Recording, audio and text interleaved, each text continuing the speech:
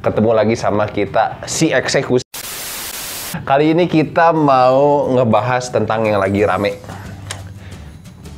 Yang ramenya itu adalah Menteri kita tercinta. Menteri kita tercinta dong. Yang paling anak muda banget. Anak muda banget. Enggak kaya raya dia. Enggak, segitu mah parah bisa tuh. Cuman sekitar 1 triliunan lah uangnya. Atuh, kasihan bisa. Kasihan kita goblok. Ya. Jadi beritanya gini nih. Ditipu vendor ya. Ada sekolah swasta yang menggunakan pembayaran SPP-nya itu menggunakan GoPay. Terus apa namanya kalau Grab tuh? Grab Pay. OVO. Grab. Ya pokoknya pembayaran online lah. Ya. Pembayaran online. Nah, karena menteri kita ini adalah salah satu mantan dari CEO-nya Gojek. Udah mantan ya? Udah mantan, kan dia lepas, dia wajib lepas kalau misalnya dia sebagai menteri. Berarti dia kayaknya masih dapat duitnya kali ya? Nggak tahu itu. Ya udah. Nah, karena dia mantan dari CEO dari Gojek, akhirnya keluarlah banyak gosip-gosip bahwa sebenarnya gosipnya itu adalah si Nadiem itu dia difitnah bahwa ini gara-gara menteri kita mantannya CEO Gojek nih, jadi diarahkan pakai GoPay dan sebagainya gitu. Padahal OVO juga ada kan? Iya, padahal di situ terus sekolah swasta itu dia pokoknya pembayaran online aja kan itu macam-macam gitu, kayak ada GoPay, OVO dan sebagainya gitu, Dana dan sebagainya. Padahal maksudnya Nadiem mungkin masuk ke era industri 4.0 kali ya? Ya, tapi di sini ada klarifikasi juga nih. Jadi Nadiem itu dia melakukan klarifikasi karena dia merasa wah ini udah nggak benar nih gitu. Melenceng ya? Udah melenceng. Walaupun dia merasa tidak melakukan, tapi dia akhirnya buka suara. Nih kita lihatin videonya. Berhubungannya dengan perusahaan sebelum saya, di mana saya sudah melepaskan semua kewenangan, semua posisi. Dan itu adalah mohon ditanya langsung kepada perusahaan ya, karena saya berdedikasi diri kepada mencoba menyempurnakan sistem pendidikan kita gitu. Jadi seperti yang saya bilang, poin pertama, integritas adalah harga mati buat saya. Kedua, tidak ada kebijakan Kementerian Pendidikan dan Kebudayaan sama sekali mengenai sistem metode pembayaran. Sekolah itu bebas memilih mau dia bank apa, mau dia dompet digital apa, dia menggunakan.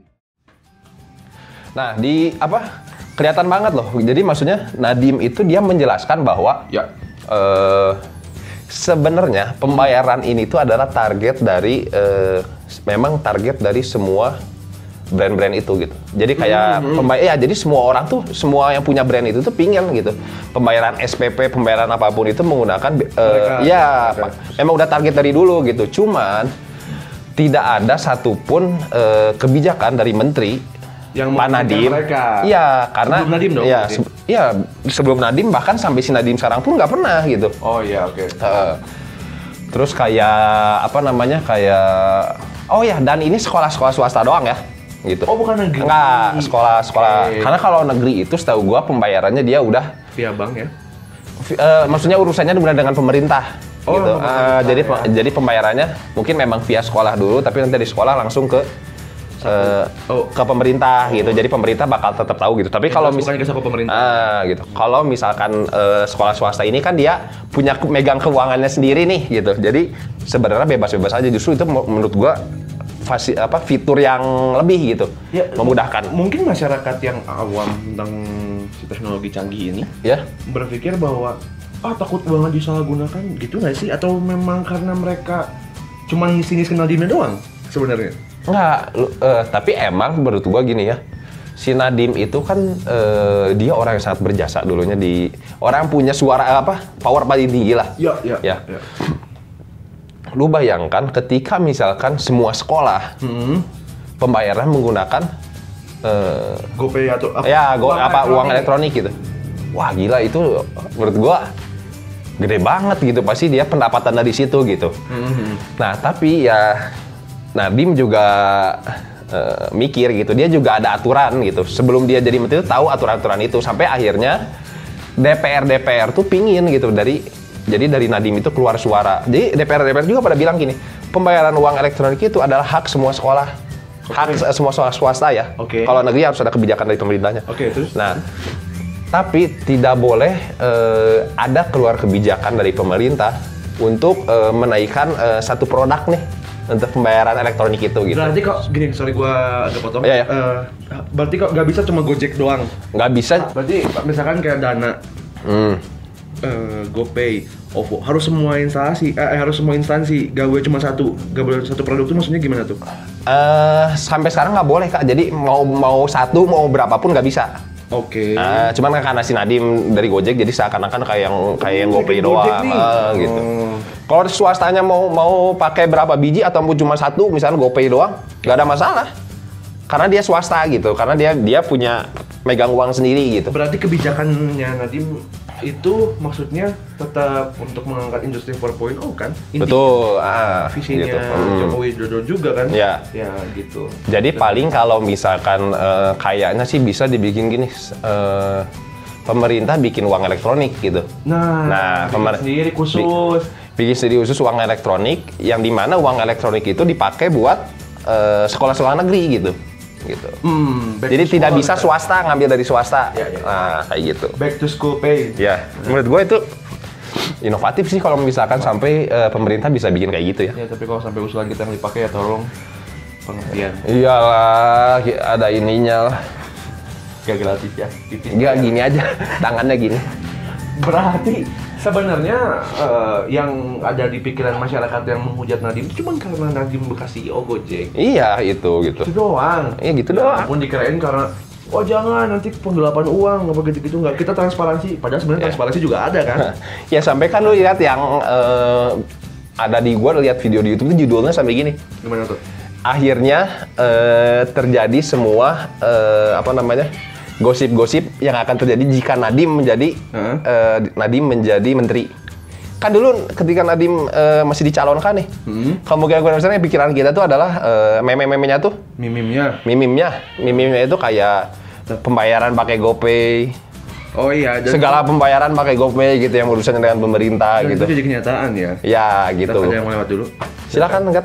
Silakan, ini ada. Punten. Mangga. Kayak gitu. Jadi maksudnya tuh gini. Niatnya Nadiem Makarim namanya? Nadiem, Makarim ya. Niatnya Pak Nadiem lah ini, niatnya Bro Nadiem lah, kita makanya Bro kali. Bro Nadiem dia masih muda. Ya, niatnya Bro Nadiem itu untuk memajukan Indonesia sebenarnya. Agar lebih praktis aja. Iya.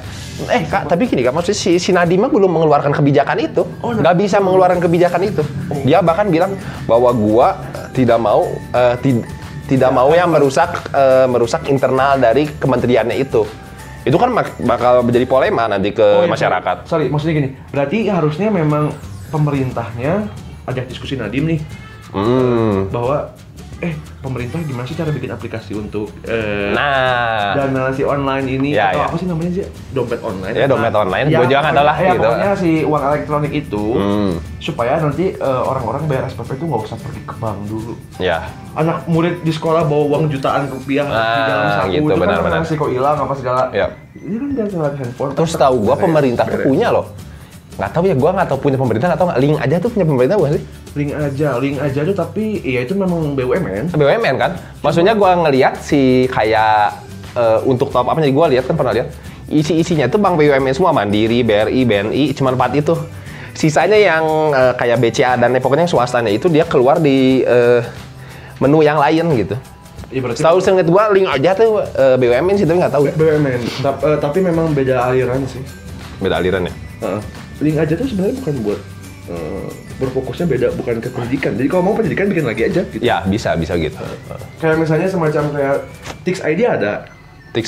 XX1 online juga ada.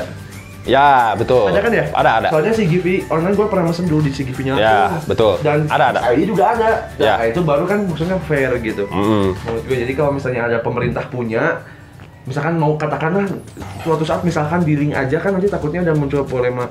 Wah itu kan misalkan link aja penanam saham terbesarnya punya si Anu. Si Anunya pemerintah, takutnya gitu lagi. Ya. Mendingan bikin lagi aja yang baru biar gitu. Dan gue yakin sekelas power pemerintah pasti bisa lah untuk buat kayak gitu, pasti bisa, jelas. Kan nggak terbatas. Gitu. Ya apalagi udah ada, maksudnya menteri kita Nadiem juga gitu, dia paham banget lah untuk hal-hal yang kayak gitu. Tapi lu sendiri nih, menurut lu di Indonesia udah bisa belum sih kita beralih ke uang elektronik itu? uang elektronik atau industri 4.0? Uang elektronik. Uang elektronik aja dulu. Gue sendiri jujur siap sih harusnya. Siap ya? Karena gue berkaca dari begini aja. Misalnya kalau lagi hujan deras nih, anggaplah kita di Jakarta banjir. Mau bayar sesuatu yang harus urgent, harus hari ini juga. Banjirnya misalkan sedada gitu. Tapi kita bisa melakukan pembayaran di handphone lewat aplikasi apapun nih, aja atau dan sebagainya gitu ya.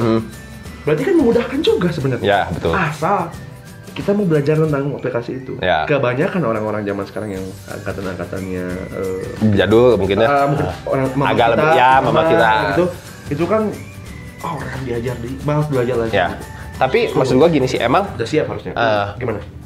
Kalau kata gua di Indonesia, kalau disebut kesiapan 100% gitu, belum. Kalau 100% ya, belum. Karena gua yakin untuk dimulainya itu, menurut gua nggak bisa 100% harus pakai elektronik online. Uang elektronik. Jadi misalnya anggaplah kita bayar pakai elektronik online juga, uang elektronik bisa dulu. Untuk bayar cash juga bisa dulu gitu. Sampai akhirnya step by step sampai akhirnya nanti mungkin ada sosialisasi juga ke orang tua murid. Betul. Sampai akhirnya caranya udah gampang nih, tinggal kayak gini aja, ibu harus punya ATM atau mungkin lah gitu bikin rekening atau karena waktu pas ini kealamin, sorry gue agak cerita nggak apa-apa ya. Nggak apa-apa. Kealamin sama waktu pas gue megang perusahaan punya om, itu masih kerja di perusahaan om, kebetulan yang megang perusahaannya. Jadi si orang-orang itu kan karyawan-karyawan itu didaftarin BPJS tuh. Nah, gue tuh menghadap ke BPJS.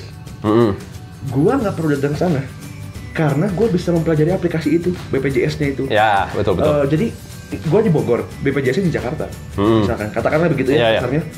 Kan kalau ke Jakarta habis waktu. Betul. Yang kedua, dan sebagainya lah, banyak lah teknis-teknis yang kita bisa bayangin.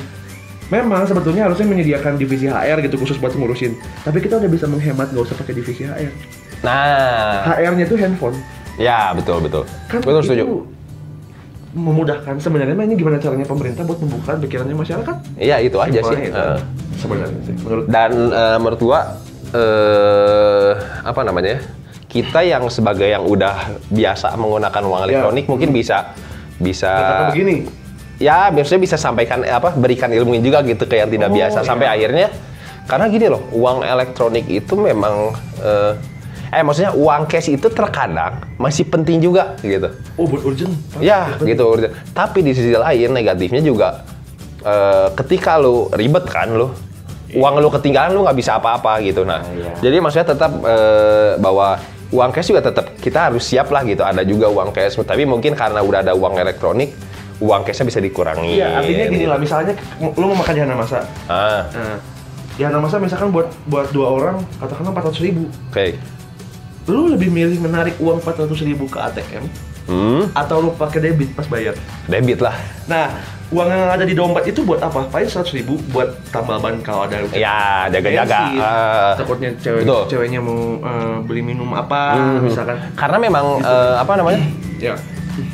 Uang elektronik itu kan macam-macamnya, bisa lo misalkan top up-nya di Indomaret dan sebagainya ya. Bisa macam-macam. Tapi anggaplah lo menggunakan itu pakai m-banking gitu. Oke. Atau internet banking gitu. Nah, itu kan di sisi lain walaupun itu free tapi kita butuh internet gitu. Nah, butuh internet. Ya, jaga-jaga misalkan kita paket habis gitu kan. Masa kita jadi nggak bayar gitu misalkan kan. Jadi mungkin kita bisa mungkin beli pulsa dulu ke yang terdekat gitu atau gimana. Itu maksudnya itu udah next level, harus pemikiran yang cepat tanggap. Ya, gitu. Yang kebanyakan kalau milenial mungkin nggak usah diomongin di video ini. Bayang harus ngapain? Iya, benar banget. Ketika lagi uang, di cash nggak ada, m-banking misalkan cash nggak ada, terus ini mau mengambil m-banking atau mau transfer apa, nggak ada kuota. Wah. Dia pasti tahu harus lakuin apa. Harusnya gitu. Dia pasti harusnya pulang lagi ke rumah. Ini sama lah, maksudnya warung-warung gerobakan juga pakai pembayaran uang elektronik. Iya, yang gerobakan bakso tahu gitu misalnya. Gerobakan maksudnya kan yang ngetek. Iya, ngelewat komplek gitu, depan komplek. Emang pakai? Mesinnya kan listrik, gimana sih? Itu kan bisa dibuat atuh. Gue yakin, maksudnya pakai aki lah. Pakai matanya. Nggak, tapi maksudnya, wah gila keren banget sih kalau misalnya semua orang udah pakai kayak gitu. UMKM tapi udah pakai loh. UMKM banyak. Yang maksudnya kayak di food court. Wah ya itu. Bisa kepake banget. Bayar pakai debit card ATM biasa itu bisa pakai Dana. Ya benar. Kalau kita nyebut produk, pokoknya pakai macam-macam uang elektronik. Jadi misalkan tinggal scan gini loh sekarang zamannya bayar. Dan biasanya kalau pakai uang elektronik itu kita dapat cashback gitu. Nah itu. Beda dengan kita kalau bayar cash gitu. Itu kan lebih mahal dong. Iya itu. Cuman memang ribetnya kalau misalnya anda nggak ada kuota atau apa, mendingan ya udah pakai kartu biasa, debit. Iya. Pusing gitu buat yang gitu. angkatan si mama kita. Mama kita. Ya, kayak gitu. Kebanyakan juga pakai debit, kadang-kadang malas mereka Iya, juga gitu. Nah, jadi kembali lagi si Nadiem nih. Menurut gua tidak ada kesalahan. Ya. Tidak ada kesalahan ketika kita ada movement atau pergerakan ke arah digital ini payment. Nggak ada salahnya. Ya. Dan gue juga walaupun di sini Nadiem dia tidak bersalah. Tidak bersalah. Tapi menurut gue udah bener sih dia untuk menginfokan bahwa ini tidak ada kebijakan satupun dari pemerintah tentang hal ini. Yep. Itu udah benar gitu kata gue, agar masyarakat juga langsung paham gitu. Oh ini sebenarnya bukan solusi dari pemerintah, tapi memang sekolah swastanya. Swasta. Jadi intinya kami mendukung industri 4.0. Sekalian Firmansyah. Reza Rizky Ramadan. Eksekusi. Jangan lupa untuk like, comment, subscribe dulu dong. Nanti orang nonton aja tapi nggak like, comment, subscribe gimana sih? Kita angku banget aja nggak minta like soal subscribe. Atau jangan. Don't forget to. Kamu dulu ah. Sini. Coba kita. Lu pengen sambil di bawah gini ya? Nah, ini coba. Dia lagi pakai sana kolor seksi. Gak kelihatan. Seperti biasa, closing eksekusi kan harus sangat bersemangat. Oke. Don't forget to like, comment, Subscribe. YouTube. Bye.